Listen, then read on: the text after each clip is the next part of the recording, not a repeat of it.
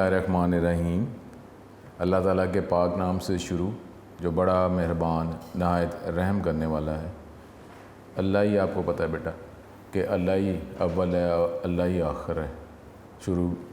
ये शुरू अव्वल और आखिर के लफ्ज़ जो हैं ये डिक्शनरी के हवाले से तो हम नहीं बनाए हैं, लेकिन अल्लाह ताला ही है, अल्लाह ही है सिर्फ़। तो अगर देखा जाए कि जिधर भी देखो तो बस वो अल्लाह नहीं बनाया तो फिर अल्लाह ही है। तो इसलिए फिर हमें अल्लाह की इबादत तो करनी चाहिए ना। जो हमसे 70 माओं से ज़्यादा प्यार करता है तो उसकी इबादत करनी नहीं क्या? यानी अब कहा जाता है कि दुनियावी तौर पर जो अगर हम कोई लज़्ज़तें जिस तरह की भी मर्ज़ी कह लें, खा पी के मिलें, जैसे भी मिलें, तो अब ये क्या कहा जाता है कि जी नमाज कायम करो। और जो अल्लाह वाले हैं उनको नमाज जो तवज्जो से पढ़ते हैं तो उनको बहुत ज़्यादा एक सुकून, एक खुशी मिलती है। तो अब अल्लाह के करम से जन्नत में जब दुनियावी लज़्ज़तें जो भी अल्लाह ताला ने दी हैं, लेकिन उससे अगर जिस्म को ताकत मिले और इबादत की जा सके, बेहतर की जा सके तो बहुत अच्छी बात है, नेमत है, रहमत है अल्लाह की। लेकिन जन्नत में अब वो जो दुनिया में जो भी लज़्ज़तें हैं जब इबादत की जाएगी तो अल्लाह के करम से हर एक, क्योंकि वो जन्नत है उसमें तो हर चीज़ ही अल्लाह के करम से बेहतर है। तो जब इबादत की जाएगी तो बहुत ही ज़्यादा उस तरह लज़्ज़त मिलेगी इबादत में। अब दुनिया में भी यही कहा गया है कि वो जो कहते हैं नमाज कायम करो, उसका मतलब ही यही है कि तवज्जो से पढ़ें। पहला तो यही है कि जिस तरह आप अल्लाह ताला को देख रहे हैं, फिर नहीं तो फिर अल्लाह ताला आपको देख रहे हैं, ठीक। तो ये तवज्जो से तो इतनी ज़्यादा लज़्ज़त मिलेगी। तो दुनिया में भी हमें ये कोशिश करनी चाहिए कि जब हम इबादत करें तो तवज्जो से करें और ऐसा कनेक्शन हो कि हमें ऐसा सुकून और एक लज़्ज़त मिल रही हो। और वो जो अल्लाह वाले हैं वो तो ये भी दुनिया में भी कहा गया ना कि नमाज जो है वो हर वक्त नमाज में ही रहते हैं। उनके एक नमाज के बाद दूसरी नमाज की फ़िक्र होती रहती है कि कब जो है हम सजदा करेंगे, कब अल्लाह ताला की इबादत करेंगे, अल्लाह ताला का करम होगा, रहमतें आ रही होती हैं। इसी तरीके से कुरान पाक जो है जो पढ़ा जाता है, जब उसे तवज्जो से वो समझ के पढ़ा जाता है और फिर अमल किया जाता है तो ऐसा ही महसूस होता है कि कुरान पाक में जो अल्लाह ताला है वो आपसे ही बातचीत कर रहा है। तो ये आपको पता है कि जब ये बुज़ुर्गों के कौल हैं, ये बातें इल्म में आपके पास मौजूद है कि जब दिल करता है कि मैं अल्लाह ताला से बात करूं तो मैं नमाज़ पढ़ता हूं, जब दिल करता है कि अल्लाह ताला मेरे से बात करे तो मैं कुरान पढ़ता हूं। तब देखें तो सही, आप ये कोशिश तो करें, इंशाअल्लाह ताला अल्लाह करम ही करता है। तो ये फिर दुआ करें, और दुआ जो है वो भी कंजूसी से नहीं करनी चाहिए। उसमें ये नहीं होता कि किसी के लिए दुआ की जाएगी तो आप कहेंगे जो कोई रेशो है, परसेंटेज है, किसी के लिए दुआ की तो मेरी दुआ कम हो जाएगी, ऐसा नहीं होता। अल्लाह ताला है तो आप जो है सारे लोगों, सारे जानदारों, दुनिया जहान के में अंदर जितने भी जानदार हैं हर एक के लिए दुआ करें। तो अल्लाह के ख़ज़ाने में कोई कमी है, ठीक है। तो दुआ करें कि अल्लाह ताला हमें ईमान नसीब करे, इस्तकामत नसीब करे और दुनिया की फ़जूल बातों से हमें बचाए और ईमान पे ही हमारी ज़िंदगी और ईमान पे ही ख़ात्मा हो इंशाअल्लाह ताला। अल्लाह करम करे। तो मैं हूँ आपका टीचर, और मैं क्या हूँ, है तो सिर्फ़ अल्लाह ही।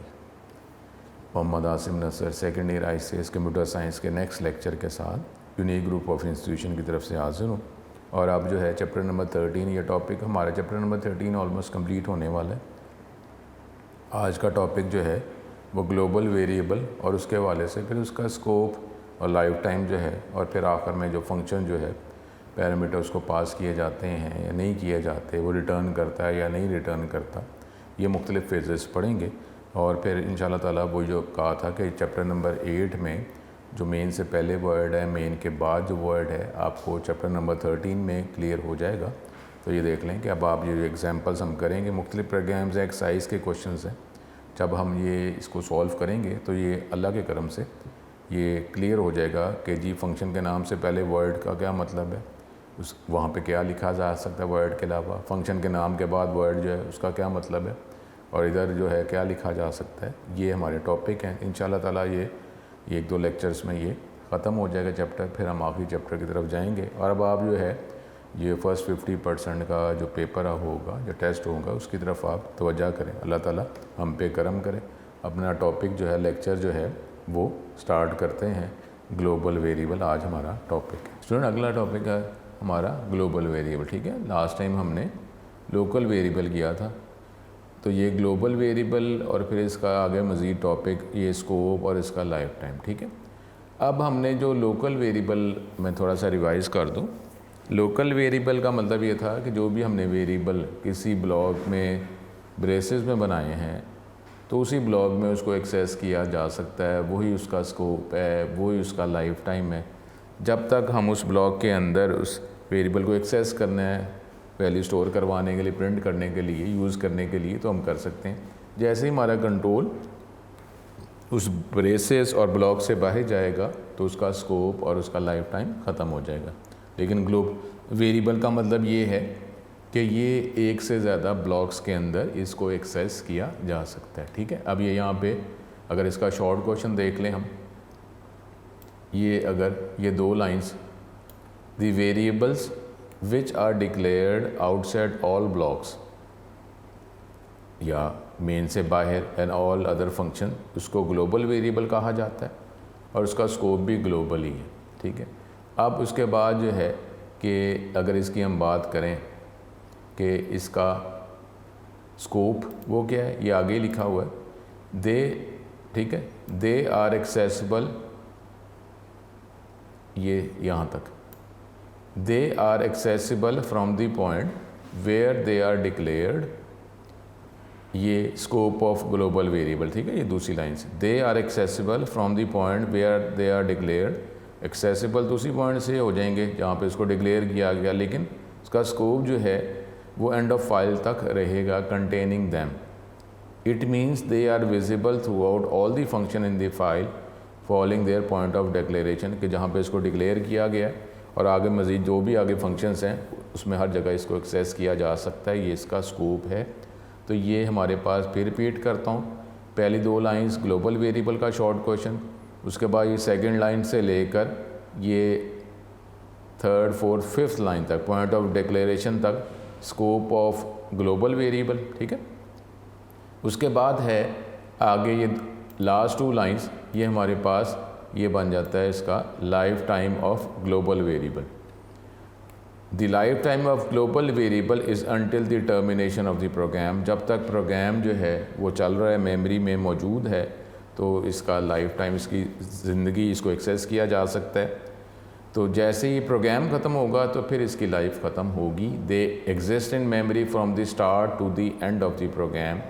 ये जहाँ पे इसको डिक्लेयर किया है वहाँ से लेकर प्रोग्राम के एंड तक जो है इसकी लाइफ है। तो ये 3 शॉर्ट क्वेश्चन है इस पैराग्राफ के अंदर, ग्लोबल वेरिएबल, फिर स्कोप ऑफ ग्लोबल वेरिएबल और life time of global variable. 3 short questions इसके अंदर मौजूद हैं।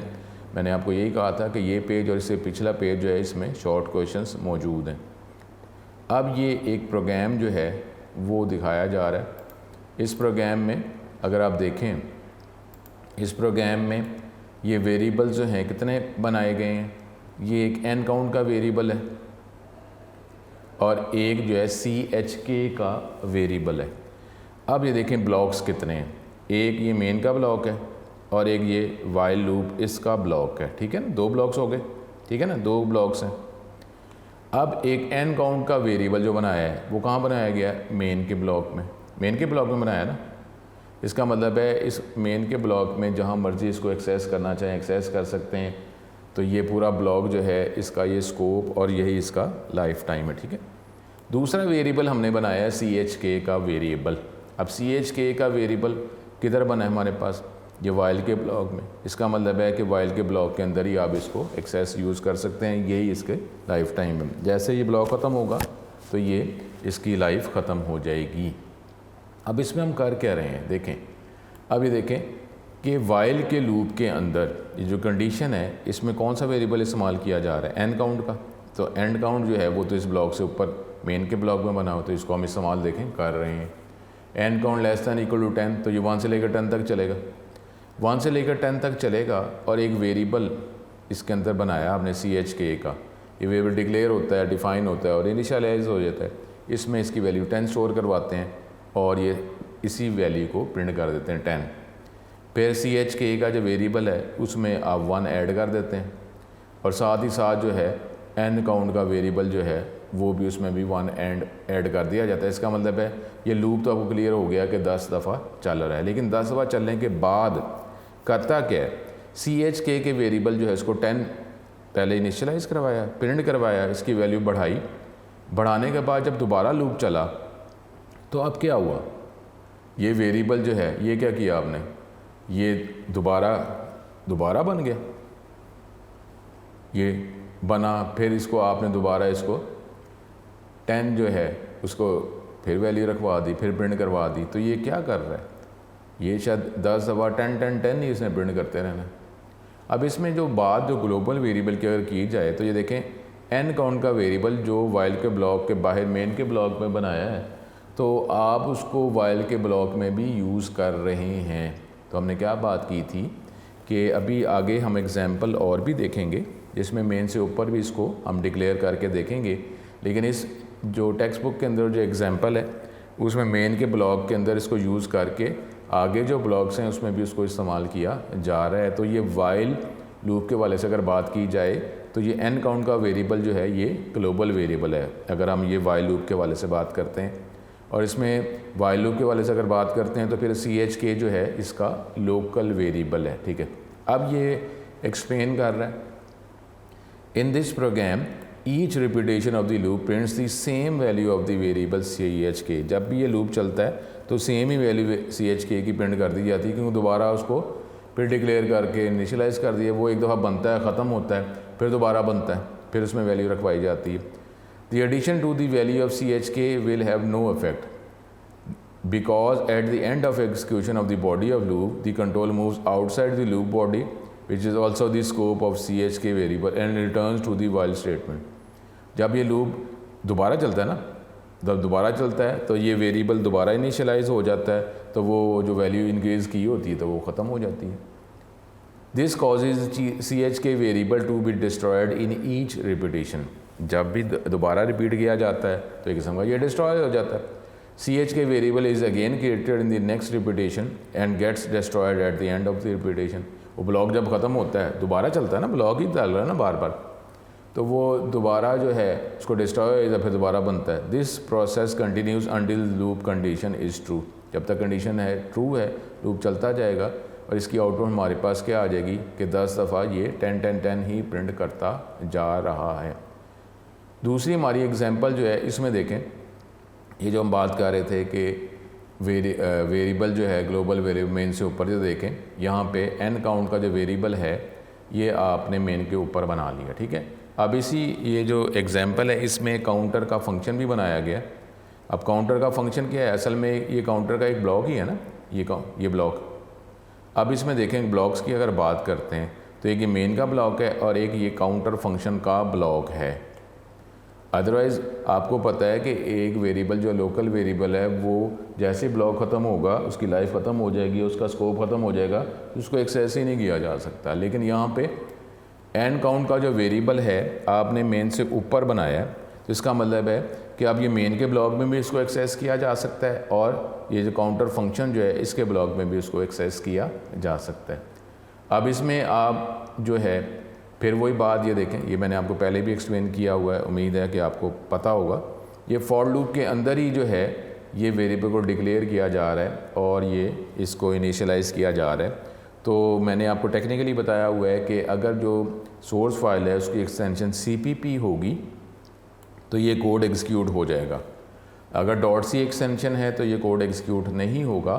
तो इसके लिए क्या करना पड़ेगा कि ये वेरिएबल जो है आप जिस तरह डिक्लेयर करते हैं वेरिएबल int n इधर डिक्लेयर करेंगे, उसके बाद इस फॉर लूप में n = 0 लिखेंगे, ये int नहीं लिखेंगे, तो फिर ये ब्लॉक ये जो लूप जो है ये एग्जीक्यूट हो जाएगा क्योंकि ये C स्टाइल है, ठीक है।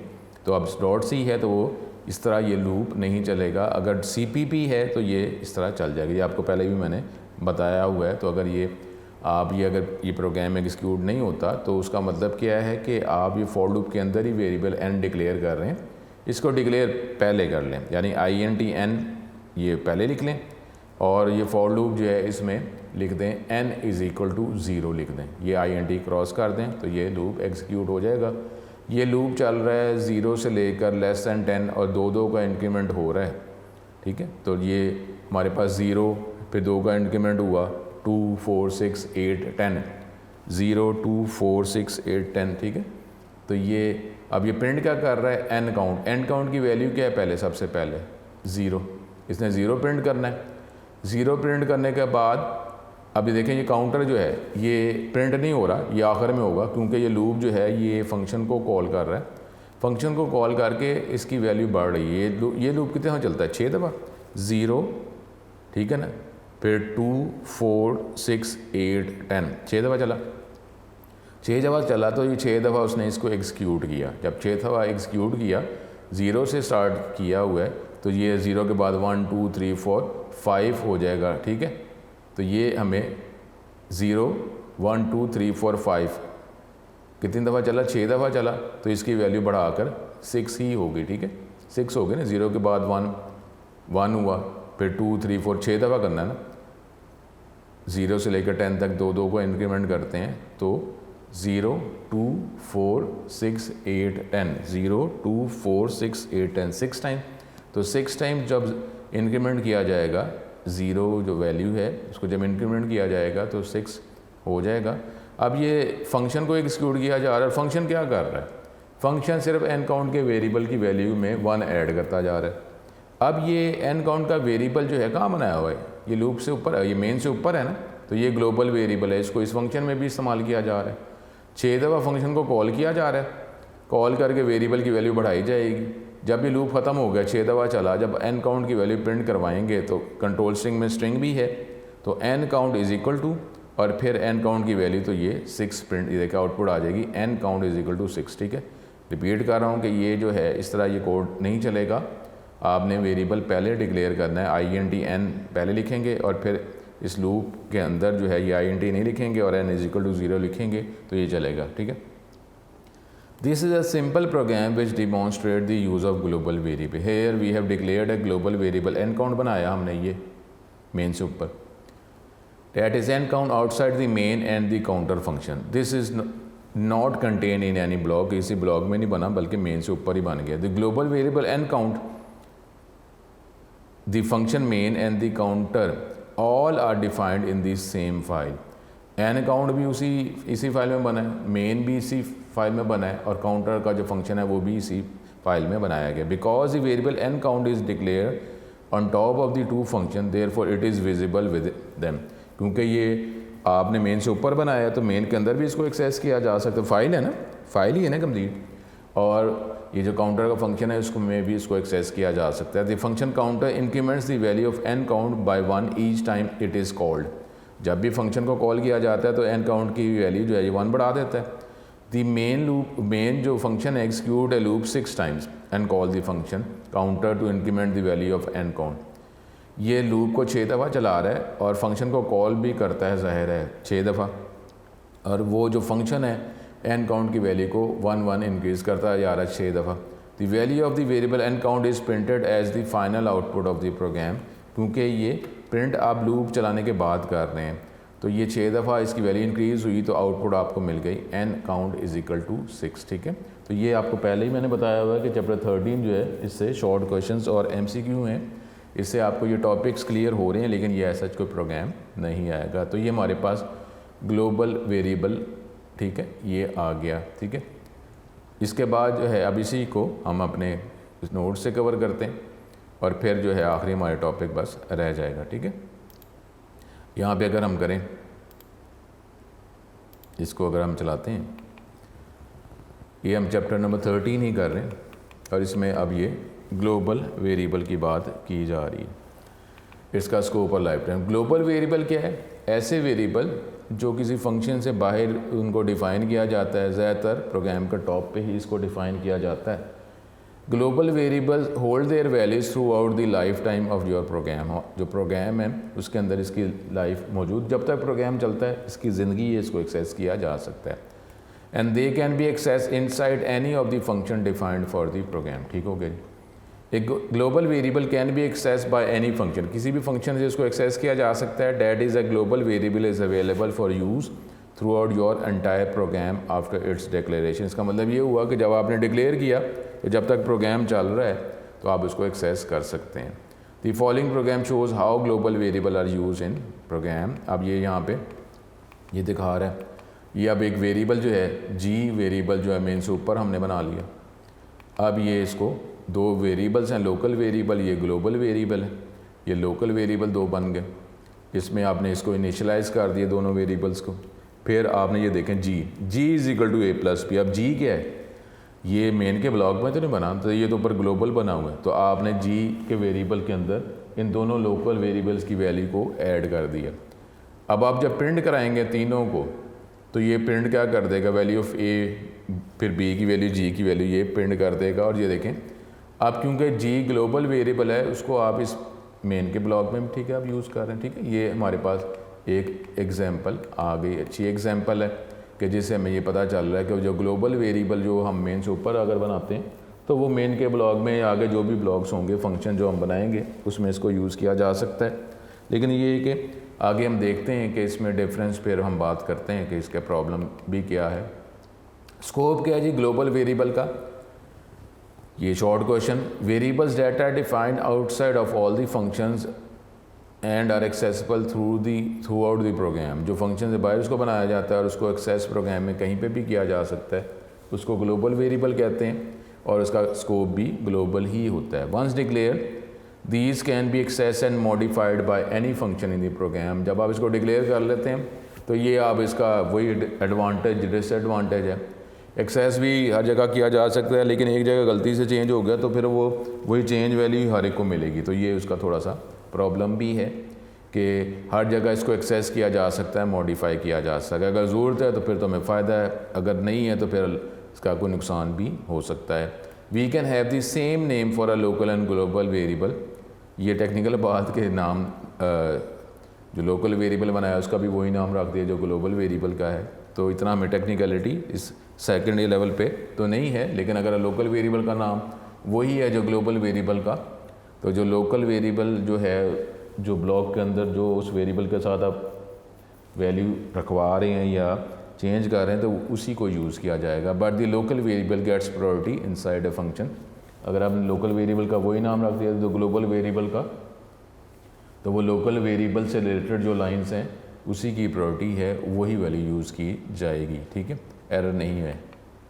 Life time of global variable क्या है, global variable is available for use throughout your entire program after its declaration. जब डिक्लेयर किया तो पूरे आप जब तक प्रोग्राम है तो आप उसको एक्सेस कर सकते हैं, अवेलेबल है। Global variable exist in the memory as long as the program is running. जब तक प्रोग्राम चल रहा है तो आप इसको इस्तेमाल कर सकते हैं, इसकी ज़िंदगी है। These variables are destroyed from the program when the program from the memory when the program terminate. जब प्रोग्राम ख़त्म होगा तो फिर ही ये मेमोरी से इसको ख़त्म किया जाएगा। ठीक है, तो ये हमारे पास short question global variable, scope of global variable और life time of global variable. अब ये कोई एग्जाम्पल, एक वेरिएबल आपने बनाया GL, ठीक है, G1 GL जो आप कह सकते हैं, ये आपने वेरिएबल बनाया, ग्लोबल वेरिएबल है, मेन सुपर बनाया और एक फंक्शन आपने टेम्प के नाम का बनाया। प्रिंसेस अगर खाली तो इसका मतलब वर्ड ही है, कोई पैरामीटर उसको पास नहीं किया जा रहा। एंटर ए नंबर, आपने एक नंबर जो है वो एंटर किया G1 सपोज, फिर आपने इस वेरिएबल को प्रिंट कर रहे हैं तो जो वैल्यू अगर एंटर की है तो वो इसने आपको प्रिंट करवा दी। फिर आपने फंक्शन को कॉल किया, ठीक है, और फंक्शन को कॉल करने के बाद दोबारा ये G1 जो है इसकी वैल्यू आप प्रिंट करवा रहे हैं। तो मतलब ये हो रहा है कि ये पता चल रहा है कि जब आप वैल्यू एंटर की, एंटर करने के बाद उसकी वैल्यू क्या है, और जब आपने फंक्शन को कॉल किया तो फंक्शन को कॉल करने के बाद जो है उसकी क्या वैल्यू है। आपको पता है कि जब फंक्शन को कॉल किया जाता है तो कंट्रोल उस फंक्शन में चला जाता है, ये फंक्शन है और इसके अंदर जो लाइंस हैं उनको एग्जीक्यूट किया जाएगा। जब इसको कॉल किया तो GL जो है उसको 2 से मल्टीप्लाई कर दिया गया, यानी 2 अगर आपने एंटर किया है तो 2 को 2 पहले इसने 2 प्रिंट करना है, फिर 2 को 2 से मल्टीप्लाई किया 4, फंक्शन कॉल करने के बाद जब दोबारा प्रिंट करेंगे G1 की वैल्यू, तो G1 की वैल्यू जो है अब क्या होगी 4 होगी। अब ये देख लें कि ये G1 का जो वेरिएबल है ये ग्लोबल बनाया हुआ है आपने, तो ये मेन के अंदर भी आप इसको यूज़ कर रहे हैं और ये दूसरा जो फंक्शन है उसके अंदर भी इसको यूज़ किया जा रहा है। तो ये क्या करेगा, अगर 2 एंटर किया है 2 प्रिंट होगा और उसके बाद जब फंक्शन को कॉल किया गया तो ये 4 प्रिंट हो जाएगा। ठीक है, इसके बाद अब ये इसका कोई डिफरेंस है लोकल वेरिएबल और ग्लोबल वेरिएबल का डिफरेंस। ठीक है, शॉर्ट क्वेश्चन के तौर पर आप देख सकते हैं, ज़ाहिर है इतने ज़्यादा पॉइंट्स तो नहीं, 1-2 पॉइंट्स आप लिख देंगे तो ये कवर हो जाएगा। स्कोप इसका क्या है, कंबाइनली सारी बात की जा रही है। लोकल वेरिएबल का स्कोप क्या है, इससे आप सारी बातें जो लोकल ग्लोबल वेरिएबल की हमने पढ़ी हुई हैं तो यहाँ पे उसको हर चीज़ बता दी गई।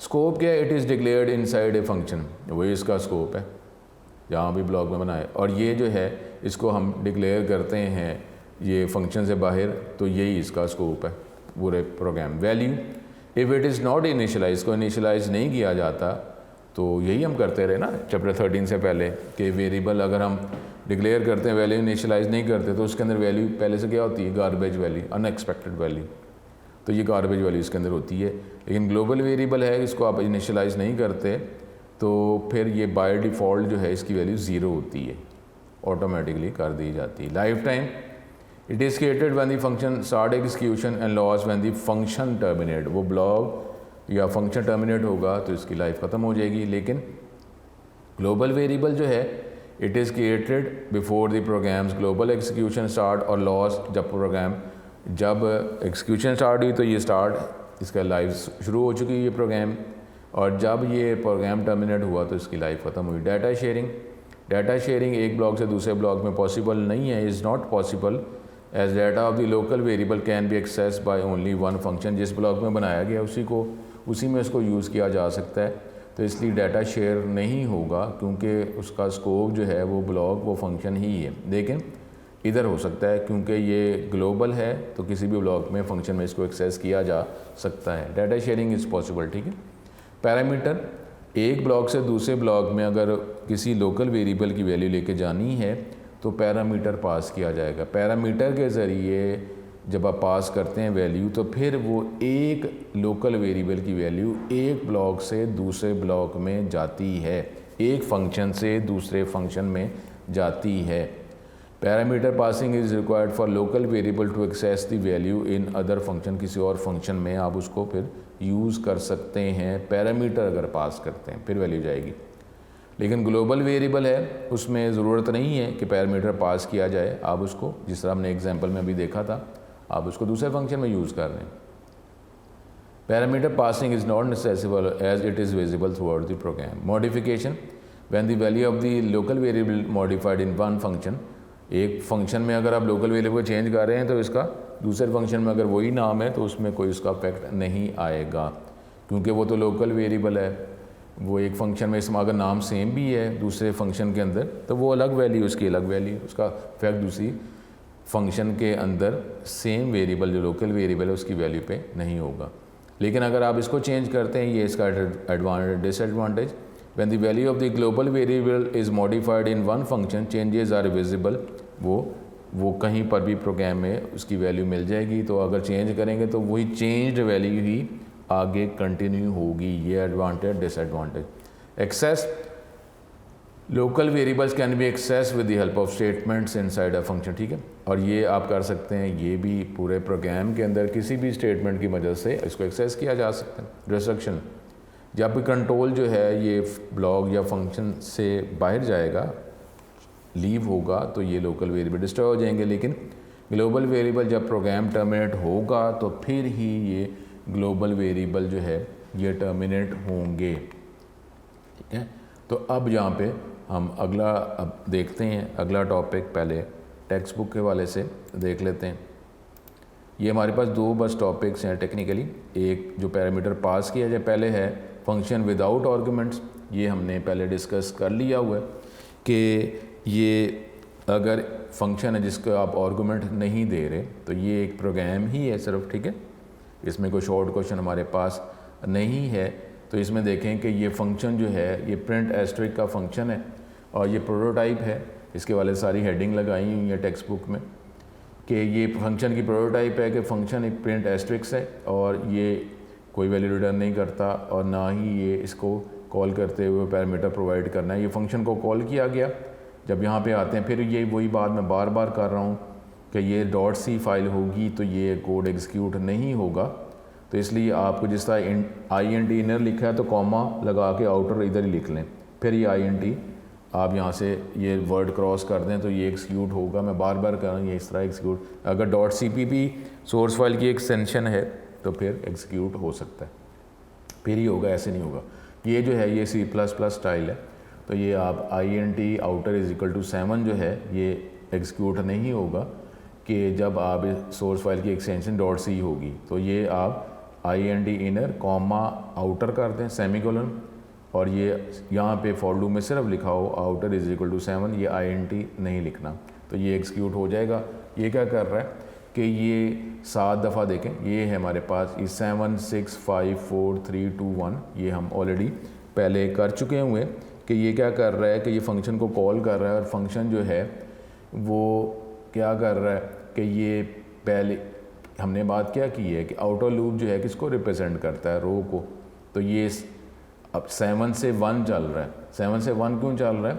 क्योंकि इसी को हम यूज़ कर लेंगे क्योंकि पहली रो में जो हमारे पास जो कॉलम्स हैं 7 हैं, कॉलम्स हैं 7 स्टार प्रिंट हो रहे हैं, फिर 6 5। तो इसलिए अगर हम जो आउटर लूप जो है अगर 7 से 1 चला देते हैं तो उसी वेरिएबल को हम इनर लूप की लिमिट लगा सकते हैं। ये देख लें ये 7 है ना, तो ये लूप 1 से लेकर 7 तक चलेगा, फिर 7 के बाद 6 हो जाएगा तो ये लूप इनर लूप 1 से 6 चलेगा। तो ये ज़रा हमें जितनी आप प्रैक्टिस करेंगे तो उतना ही पता चलेगा कि आउटर लूप इनर लूप जो है उसकी वैल्यू जो है आपने इंक्रीज़ करनी है या डिक्रीज़ करनी। तो ये स्टार प्रिंट कर रहा है, एक दफ़ा जब स्टार प्रिंट कर देता है बैकस्लैश अगली लाइन पे ले जाता है, ठीक है। तो ये हमारे पास इसमें देख लें कि ये इसमें कोई पैरामीटर पास नहीं किए गए।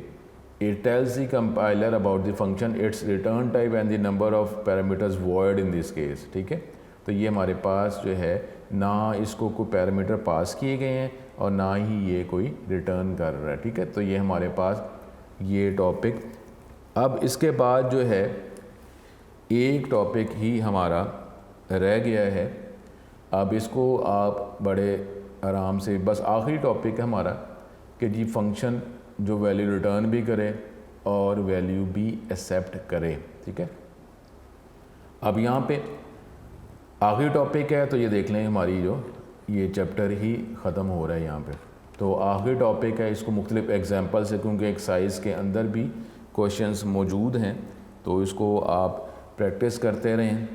प्रैक्टिस करते रहेंगे तो ये टॉपिक क्लियर हो जाएगा, कोई ऐसा प्रॉब्लम नहीं है, ठीक है। तो चैप्टर नंबर 13 में आपको कहा हुआ है कि कोई हमारे पास लॉन्ग क्वेश्चन नहीं आता, तो इसलिए इसकी जैसा प्रैक्टिस कर लें ताकि इसे शॉर्ट क्वेश्चंस को कवर करने के लिए प्रैक्टिस की होगी तो शॉर्ट क्वेश्चन जो है उसकी अंडरस्टैंडिंग हो जाएगी। तो जब आप लिखेंगे तो बेटर लिखा जा सकता है। अब ये एक हमारे पास एक फ़ंक्शन है, ये अब अगला टाइप है कि जो फंक्शन जो है वैल्यू रिटर्न भी कर रहा है और आर्गुमेंट भी रिसीव कर रहा है। अब यहाँ पे जो हमने जो फंक्शन हेडर की जो जनरल फॉर्म वो दोबारा सिंटेक्स बताया कि ये रिटर्न टाइप होती है, फंक्शन का नाम होता है, पैरामीटर की लिस्ट होती है, ठीक है। अब यहाँ पे देखें ये जो एग्जांपल है इसके अंदर ऐड का फंक्शन बनाया गया है। तो ऐड के फंक्शन से पहले रिटर्न टाइप क्या है, INT, ठीक है। इसकी प्रैक्टिस भी हम करेंगे। ये अब रिटर्न करेगा वो इंटीजर टाइप की वैल्यू होगी और इसको कॉल करते हुए पैरामीटर लिस्ट के अंदर 2 पैरामीटर्स बताए हैं, एक N1 और N2। N1 की टाइप इंटीजर है, N2 की टाइप इंटीजर है। इसका मतलब है इस फंक्शन को कॉल करते हुए फंक्शन को कॉल कहाँ किया जा रहा है, ये देखें। तो ये इसको पैरामीटर्स A और B पास किया जा रहा है। 2 पैरामीटर्स देने ही देने हैं क्योंकि ये रूल में प्रोटोटाइप में लिखा हुआ है। A जो है जो वेरिएबल है उसकी टाइप भी इंटीजर है, B उसकी टाइप भी इंटीजर है और यही रूल में लिखा हुआ है, ठीक है। जब भी आपने ऐड के फंक्शन को कॉल करना है 2 पैरामीटर्स देने ही देने हैं और उसके बाद जो है दोनों पैरामीटर्स की टाइप भी इंटीजर ही होगी, रूल में यही लिखा हुआ है। अगर आप प्रोटोटाइप में ये कुछ और है और आप कॉल किसी और तरीके से करें तो सिंटैक्स एरर आ जाएगा। जब आपने फंक्शन को कॉल किया तो कंट्रोल इस फंक्शन में आ गया, दो वैल्यूज़ आप एंटर कर रहे हैं, सपोज़ 5 और 2, सपोज़ 5 और 2, ए की वैल्यू 5, बी की वैल्यू 2। तो जब आप ये देखें, क्योंकि ये ए और बी लोकल वेरिएबल हैं, इसकी वैल्यू इस ऐड के फंक्शन में नहीं जा सकती, तो पैरामीटर के ज़रिए ही एक ब्लॉक से दूसरे ब्लॉक में वैल्यू फंक्शंस, एक फंक्शन से दूसरे फंक्शन में लेके जाई जा सकती है। सपोज़ ए की वैल्यू 5 है, बी की वैल्यू 2 है, तो हमने पैरामीटर के तौर पर पास किया, ए की वैल्यू n1 में आ गई, बी की वैल्यू n2 में आ गई। जब फंक्शन को कॉल करते हुए पैरामीटर्स पास किए जाते हैं तो उसको एक्चुअल पैरामीटर्स कहा जाता है। फंक्शन के जो ब्लॉक के अंदर जो पैरामीटर रिसीव किए जाते हैं उसको फॉर्मल आर्गुमेंट कहा जाता है। ए और बी एक्चुअल आर्गुमेंट है और n1 और n2 फॉर्मल आर्गुमेंट है। ए की वैल्यू 5 n1 में आ गई, बी की वैल्यू 2 n2 में आ गई, दोनों को आपने ऐड किया, ऐड करने के बाद रिटर्न कर दिया और आपको data type of an expression chapter 9 में हमने देखा था, दोनों इंटीजर टाइप के हैं तो इस एक्सप्रेशन की टाइप भी इंटीजर हो गई। जब रिटर्न किया गया तो इंटीजर ही रिटर्न कर रहे हैं और यही रूल में लिखा भी हुआ है कि ये फंक्शन जो है जो वैल्यू रिटर्न करेगा वो इंटीजर टाइप होगी। वैल्यू रिटर्न हुई तो वैल्यू सम के वेरिएबल में स्टोर की गई, क्योंकि हमें पता है जब फंक्शन को कॉल किया जाता है तो लाइन्स एग्जीक्यूट होती हैं, उसके बाद कंट्रोल वापस आता है। सम का वेरिएबल देखें उसकी टाइप ही इंटीजर है, तो इंटीजर वैल्यू आई है तो इंटीजर वेरिएबल ने ही उसको रिसीव कर लिया, स्टोर कर लिया। जब हम प्रिंट करवाएंगे तो ये 5, 2 और इसका जो सम जो यहाँ पे आपने फंक्शन में सम की है उसको सम 7 करके आपको दिखा देगा। तो ये ऐड का फंक्शन है, जो भी वैल्यूज़ आप देंगे, सपोज 12 50 है तो ये 27 प्रिंट कर देगा। और यहाँ पे ये शॉर्ट क्वेश्चन भी हैं, एक्चुअल आर्गुमेंट और ये फॉर्मल आर्गुमेंट के शॉर्ट क्वेश्चन भी मौजूद हैं। ये लाइंस जो है हमारे पास, ये ठीक है, ये लाइंस जो है ये हमारे पास एक्चुअल आर्गुमेंट, एक्चुअल पैरामीटर्स आ जाते हैं और उसके बाद फिर बाकी ये नीचे वाली लाइंस जो हैं ये 3 लाइंस, ये फॉर्मल आर्गुमेंट, फॉर्मल पैरामीटर या डमी आर्गुमेंट, डमी पैरामीटर का शॉर्ट क्वेश्चन है। ठीक है, तो ये इसको हम दोबारा नोट्स के वाले से भी कवर कर लेंगे। नेक्स्ट लेक्चर में आपसे दोबारा मुलाकात होती है। अपना बहुत ज़्यादा ख्याल रखें। अस्सलाम वालेकुम।